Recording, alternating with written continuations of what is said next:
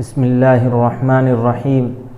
ایسا شخص جو داڑھی کٹواتا ہے یا داڑھی قطر دیتا ہے تو اس شخص کی قربانی ہوگی یا نہیں؟ اگر وہ شخص قربانی دیتا ہے تو اس شخص کی قربانی ہوگی یا نہیں؟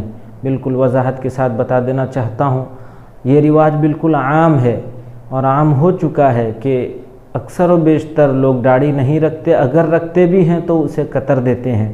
تو کتنی مقدار میں داڑھی رکھنا چاہیے وہ الگ بحث ہے، لیکن یہاں بس یہ بتا دینا چاہتا ہوں، جو شخص داڑھی ایک مشت سے کم میں قطر دیتا ہے یا کٹوا دیتا ہے یا بالکل چھیل دیتا ہے تو اس شخص کی قربانی ہوگی یا نہیں، بالکل وضاحت کے ساتھ بتانا چاہتا ہوں۔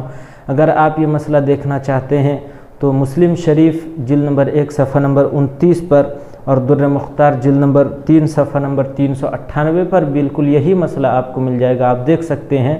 یعنی ایسا شخص جو داڑھی کترتا ہے اس کی قربانی ہوگی یا نہیں، بتا دینا چاہتا ہوں۔ داڑھی کا کٹوانا کترنا یہ تو الگ گناہ ہے ہی، وہ تو گناہ میں مستقل گناہ گرفتار ہے، اور حدیث شریف سے بھی یہ بات ثابت ہے کہ داڑھی کٹوانے والے پر کیا گناہ ہے، نہ ہے وہ الگ بات ہے۔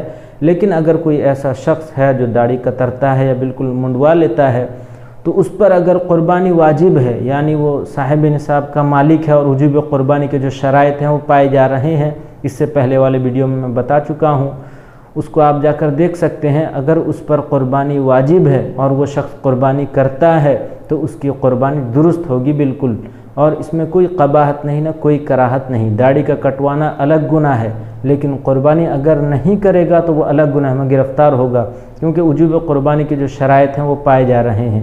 اس لیے اگر وہ قربانی کرتا ہے تو اس کی قربانی بالکل درست ہے، جائز ہے، ہو جائے گی، اور قربانی میں کوئی خلل بھی نہیں۔